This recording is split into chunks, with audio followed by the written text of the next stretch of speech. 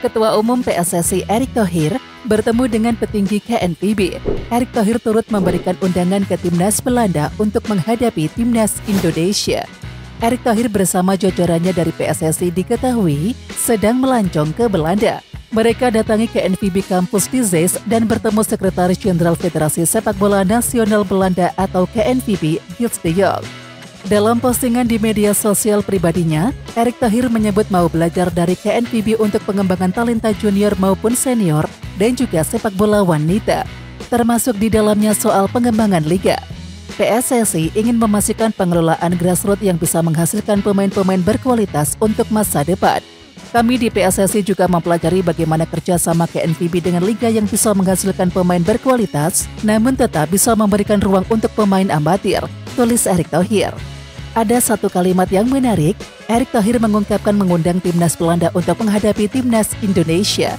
Kami juga mengundang Timnas Senior Belanda untuk bisa bermain di Indonesia, tulisnya. Untuk hal itu, Timnas Indonesia bisa saja hadapi Timnas Belanda di laga persahabatan FIFA Matchday. Tapi diyakini, pertandingan tersebut tidak akan berlangsung dalam waktu yang dekat karena Indonesia masih menjalani ronde ketiga kualifikasi Piala Dunia 2026 zona Asia sampai bulan Juni mendatang. Timnas Belanda pun masih jalani UEFA Nation League sampai setidaknya Maret nanti. Ketua Umum PSSI Erick Thohir mengadakan rapat bareng pelatih Timnas Indonesia Patrick Kluivert beserta 3 asistennya yakni Alex Pastoor, Danny Lanzat, dan juga Gerald van der Berg. Rapat ini diadakan di Belanda, yakni pada Senin 27 Januari 2025 malam waktu Indonesia Barat. Lantas, apakah yang dibahas Erick Thohir dan juga Patrick Kluivert dalam rapat kali ini? Ya, dalam unggahan Erick Thohir di akun Instagramnya, rapat kali ini membahas persiapan Timnas Indonesia jelang menghadapi Australia dan juga Bahrain di lanjutan grup C kualifikasi Piala Dunia 2026 zona Asia. Jadi pada tanggal 20 dan juga 25 Maret 2025. Yang pertama, persiapan jelang laga Timnas Indonesia versus Australia dan juga Bahrain di kualifikasi Piala Dunia 2026 zona Asia. Meeting dengan tim pelatih Timnas Indonesia, Patrick Kluivert, Alex Pastoor, Danny Lanzat, dan Gerald van der Berg di Belanda.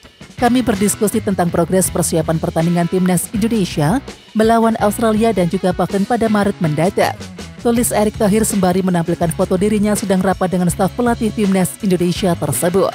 Erick Thohir pun optimistis Timnas Indonesia bisa mendapatkan hasil yang optimal jika segalanya dipersiapkan dengan baik. Dengan persiapan yang matang, kita siap berikan yang terbaik untuk Indonesia, lanjut pria yang menjabat Ketua Umum PSSI sejak 2023 ini. Sementara itu dalam konferensi pers dirinya sebagai pelatih Timnas Indonesia, Patrick Kluivert memburu 4 angka saat Timnas Indonesia menghadapi Australia dan juga Bahrain. Jika 4 poin bisa disabet, Timnas Indonesia masih menjaga peluang lolos Piala Dunia 2026. Sampai matchday ke-6 grup C kualifikasi Piala Dunia 2026 zona Asia, Timnas Indonesia duduk di posisi ketiga dengan 6 angka. Timnas Indonesia hanya terpaut 1 poin dari Australia di posisi kedua, atau batas akhir tim yang lolos otomatis Piala Dunia 2026. Kemudian yang kedua adalah pemain keturunan tambahan. PSSI kabarnya sedang memproses 3 pemain untuk dinaturalisasi menjadi warga negara Indonesia. Berkas oleh Romani segera disidangkan di DPR. Rencananya awal Februari 2025, oleh Romani akan mengambil sumpah WNI. Sementara itu, dokumen naturalisasi Jairo Ridewok sedang dalam proses pengumpulan. Jika tidak ada aral melintang, Jairo Ridewok diharapkan sudah bisa membela Timnas Indonesia pada Maret 2025. Lalu bagaimana dengan nama satu lagi? Diperkirakan satu nama lainnya yang segera menjalani proses naturalisasi adalah kiper Como 1907 Emil Audero Mulyadi. Kehadiran Emil Audero dibutuhkan sebagai pesaing Martin Pas di bawah mister gawang Timnas Indonesia. Dan saat ini Martin Pas tidak memiliki pesaing sepadan di posisi kiper Timnas.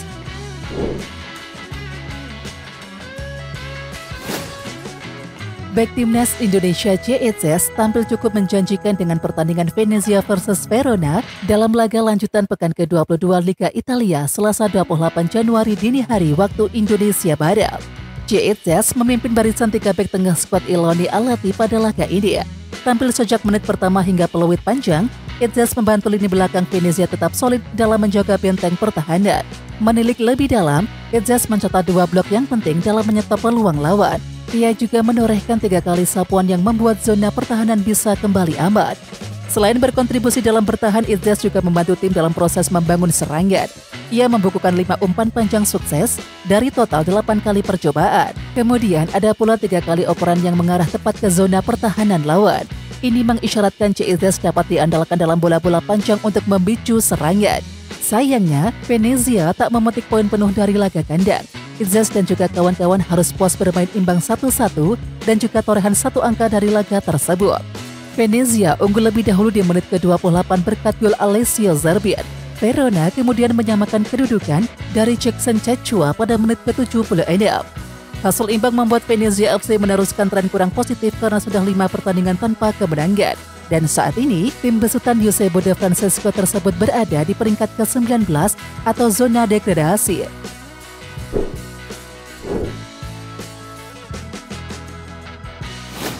Pelatih Blackpool FC Steve Bruce memberikan pujian setinggi langit terhadap Elkan Bagot yang dinilai tampil luar biasa ketika mengalahkan tuan rumah Exeter City 3-1, yakni pada akhir pekan kemarin dalam lanjutan League One Inggris.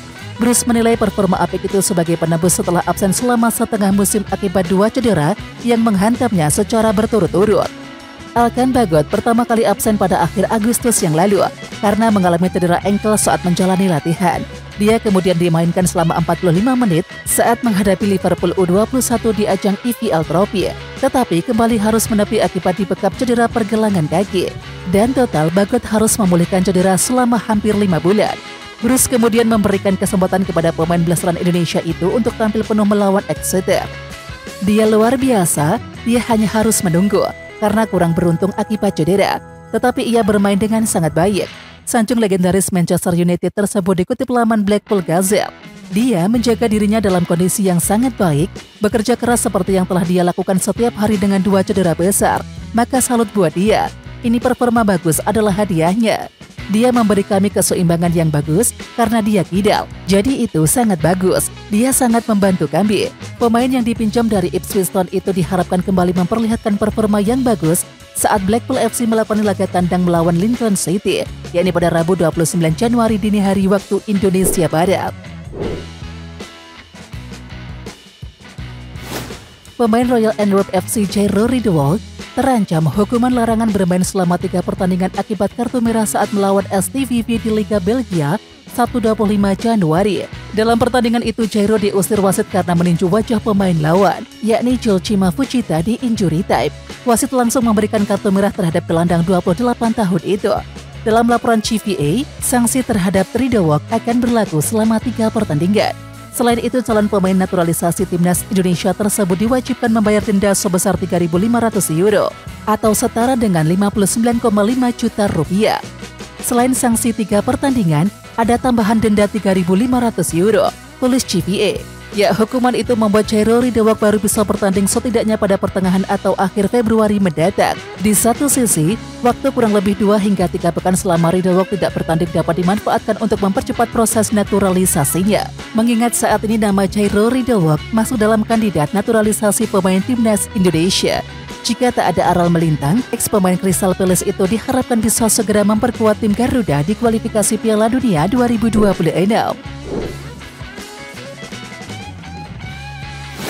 Badan Tertinggi Sepak Bola Asia atau AFC sudah mengumumkan jadwal resmi timnas Indonesia pada lanjutan kualifikasi Piala Dunia 2026 untuk bulan Maret 2025. Pada bulan Maret 2025, timnas Indonesia bakal menantang Australia dan juga Bahrain. AFC sudah mengumumkan secara resmi bahwa skuad Garuda bakal bertandang ke Sydney Football Stadium saat bermain lawan Australia. Laga tersebut bakal digelar pada tanggal 20 Maret 2025 pukul 16.10 waktu Indonesia Barat. Timnas Indonesia bakal datang ke Sydney dengan modal yang positif. Selain kemenangan 2-0 atas Arab Saudi, skuad Garuda juga baru mengantongi hasil sensasional di pertemuan pertama. Timnas Indonesia sukses menahan imbang Australia 0-0 saat main di Jakarta. Hal tersebut jadi motivasi skuad Garuda untuk meraih kemenangan di Sydney. 5 hari kemudian, timnas Indonesia bakal menantang Bahrain. Skuad Garuda bakal bertanding di Stadion Utama Gelora Bung Karno, Jakarta. Dan laga tersebut bakal kick-off pada pukul 20.45 waktu Indonesia Barat. Ya, jadwal tersebut diambil mengingat laga timnas Indonesia versus Bahrain digelar bertepatan dengan bulan Ramadan. Sementara itu, timnas Indonesia wajib mewaspadai kekuatan Bahrain. Pasalnya, tim asuhan Dragan Telegic tersebut datang ke Jakarta dengan modal yang positif usai menjadi juara Piala Teluk 2024. Selain itu, Bahrain juga sukses membuyarkan kemenangan timnas Indonesia di pertemuan pertama. Pada pertemuan pertama di Riva September yang lalu, timnas Indonesia sempat unggul 2-1 sampai menit ke-90. Namun keunggulan Michael Kors dan juga kawan-kawan buyar pada menit ke-90+9 melalui gol Muhammad Marhud. Meskipun begitu, timnas Indonesia bakal datang juga dengan wajah yang baru. Patrick Kluivert datang sebagai pelatih baru timnas Indonesia menggantikan Sinteyong. Juru taktik 48 tahun tersebut ditunjuk untuk menggantikan Sinteyong. Pelatih asal Belanda tersebut datang dengan beban sangat berat di dua laga tersebut. Pasalnya, timnas Indonesia dibebani target untuk lolos ke Piala Dunia 2026. Hasil yang negatif di dua laga lawan Australia dan juga Bahrain bakal memperberatkan timnas Indonesia lolos ke Piala Dunia 2026.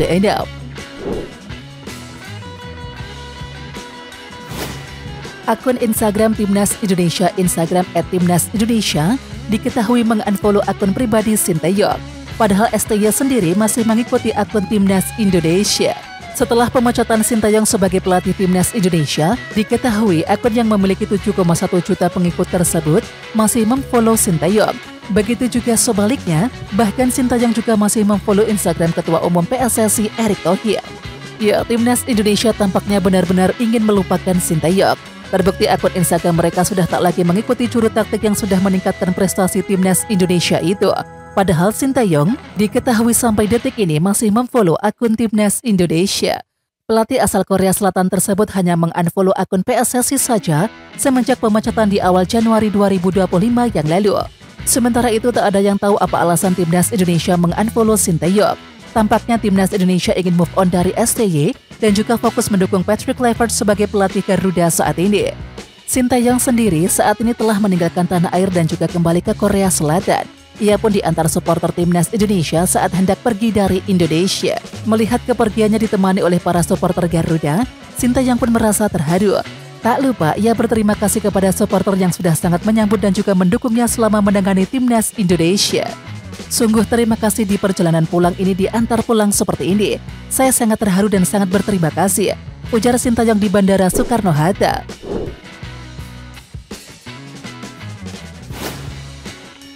Pengacara Raja Nainggolan yakni Omar Saudi menyatakan sang klien tidak terlibat dalam kasus narkoba yang kini tengah menjerat mantan pemain Bayangkara FC itu.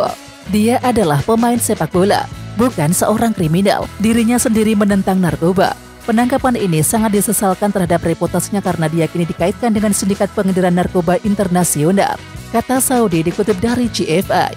Asas praduga tak bersalah untuk Nainggolan. Dia telah diinterogasi dan belum ada bukti sebagai tersangka, ujar Saudi menambahkan. Dan saat ini Nainggolan masih menjalani proses hukum di kantor kepolisian Brussel, Belgia. Berdasarkan keterangan kuasa hukum, Nainggolan mendapatkan perlakuan baik selama berhadapan dengan penegak hukum. Klien saya sudah diinterogasi seperti yang bisa Anda lihat. Pertanyaannya polisi disampaikan dengan cara yang sangat benar. Dia mau bekerja sama untuk menjawab pertanyaan itu, ucapnya. Lebih lanjut, Nainggolan harus tetap menginap di kantor polisi untuk menjalani pemeriksaan lebih lanjut. Rencananya, proses hukum lanjutan akan digelar pada Selasa 28 Januari waktu setempat. Penyelidikan akan dilakukan pada hari Selasa. Jadi klien saya harus menunggu sampai dia diizinkan bebas, kata Saudi. Ya, sebelumnya dunia sepak bola digegerkan oleh kabar penangkapan Raja Nainggolan. Pemain yang pernah bersinar di Liga Italia dan juga berdarah Indonesia ini ditangkap pada Senin 27 Januari. Nama pemain 36 tahun tersebut terseret kasus penyelundupan kokain dari Amerika Selatan ke Eropa melalui jalur pelabuhan Antwerp, Belgia.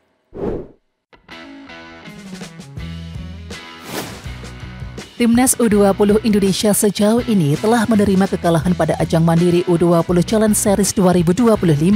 Garuda Nusantara harus menyerah saat bertemu dengan Suriah 0-2 dan juga Yordania 0-1. Ini tentu saja menjadi alarm bahaya karena mereka sedang dalam persiapan jelang Piala Asia U20 2025.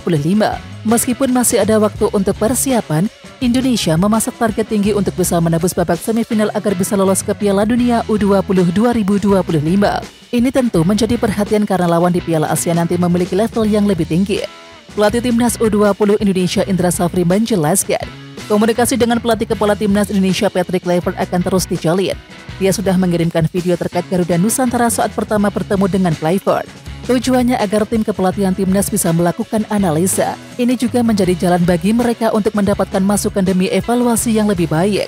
Pertama kali bertemu dengan Coach Patrick, kami memberikan beberapa laporan tentang tim nasional U20. Video-video yang sudah kami berikan kepada timnya Coach Patrick, kata Indra Safri. Ya, saat ini timnas senior dan juga kelompok umur dalam misi untuk menjalin kolaborasi yang solid.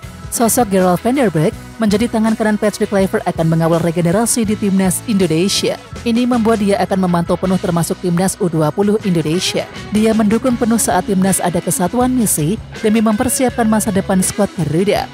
Kami sudah sepakat dan sesuai dengan arahan Pak Ketum bahwa timnas senior sampai level terendah harus selaras. Mungkin perlu nanti kami atur sistemnya dan bagaimana sistem kerja yang akan kami lakukan. Lanjutnya, sementara itu Indra Safri juga membuka diri saat tim dari Patrick Kluivert bergabung ke Garuda Nusantara. Menurutnya, ini menjadi sarana untuk mereka sama-sama membangun fondasi yang solid di timnas.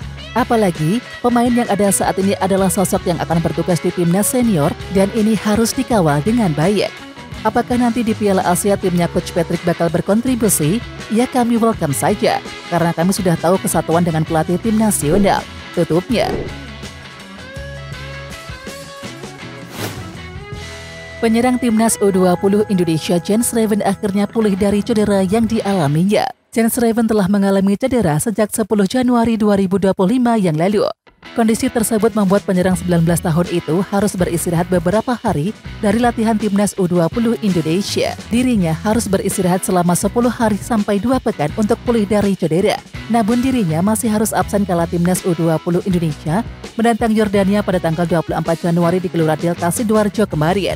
Pada laga itu, Garuda Nusantara kalah 0-1 dari Yordania. Jens Schreven baru pulih sehari sebelum laga lawan Suriah.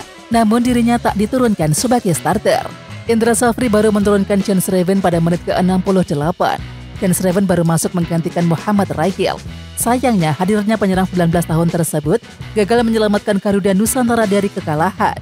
Timnas U20 Indonesia harus puas dengan kekalahan 0-2 dari Suriah. Di sisi lain, Jens Schreven buka suara usai pulih dari cedera dan diturunkan saat menghadapi Suriah. Meskipun sudah membaik, tetapi Jens Schreven mengaku belum dalam kondisi 100% siap tampil dalam 90 menit. Putra dari Björn Raven tersebut senang bisa kembali merumput selama 20 menit lawan Suriah. Dirinya berharap siap segera fit 100% dalam beberapa hari ke depan. Kondisi saya sudah jauh lebih baik, memang belum ideal, ujar Jens Schreven usai laga lawan Suriah. Tetapi kami dalam jalur yang benar dan butuh beberapa hari lagi. Saya pikir 20 menit bermain tadi sudah bagus buatku malam ini. Saya mencoba untuk segera fit dalam beberapa hari ke depan. Saya merasa lebih baik sehingga bisa bermain malam ini dan berharap bisa dapat menit lebih banyak saat lawan India. Lanjutnya, namun Jens Schreven mengaku masih belum siap main 90 menit saat jumpa India.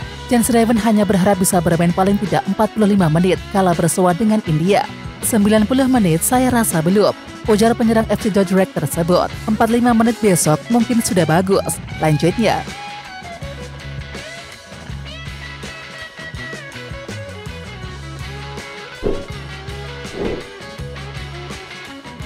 oke Timnas Lovers, siapa kita? Kita Indonesia. Ayo kita dukung terus sepak bola tanah air Indonesia. Jangan lupa dukung terus Garuda Raya Channel dengan subscribe, like, dan komen karena saran dan kritik kalian sangat bermanfaat untuk perkembangan channel ini. Tungguin video selanjutnya dari Garuda Raya Channel. Salam olahraga.